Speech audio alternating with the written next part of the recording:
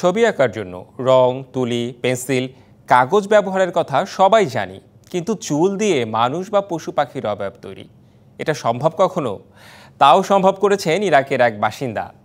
এই উপায়ে চিত্রকর্ম করে তাক লাগিয়ে দিয়েছেন হুসাইন ফালি। যদি চুল দিয়ে হয় ছবি আঁকা, তাহলে কেমন হবে? কোনো কিছুই যে ফেলনা নয় তা এই চিত্রকর্ম দেখেই বোঝা যায়।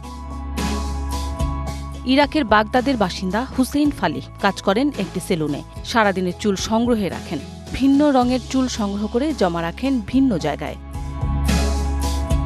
ফালি এ চুল সংগ্রহ করেন ভিন্ন ও বিচিত্র এক কারণে। যে কোনো ছবি দেখে হুবহু এঁকে ফেলতে পারেন ফালি, তবে রং তুলি নয়, ছবি আঁকতে ব্যবহার করেন ফেলে দেয়া এসব চুল। সেলুনে কাজ শেষে ব্যস্ত হয়ে যান নিজের জগতে, একের পর এক ছবি এঁকে যান। পরিত্যক্ত চুল দিয়ে নিখুঁতভাবে তৈরি করেন পশু, পাখি কিংবা মানুষের প্রতিকৃতি।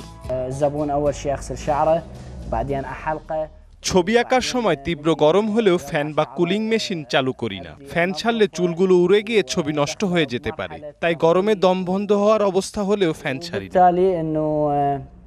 ফালির এই কাজে উৎসাহ দেন সেলুনে আসা অনেকে। আমাদের কেটে ফেলা চুলদাড়ি বৃথা যায় না, এসব সংগ্রহ করে সুন্দর সুন্দর ছবি আঁকা হয়, দেখতে ভালোই লাগে। আমরা তাকে নিয়ে গর্বিত। সবার উৎসাহে ফালি স্বপ্ন দেখেন নিজের আঁকা ছবি দিয়ে একদিন প্রদর্শনী করবেন। সে লক্ষ্যেই এগিয়ে যাচ্ছেন তিনি। মৌসুমী শান্তা, ডিবিসি নিউজ ডেস্ক।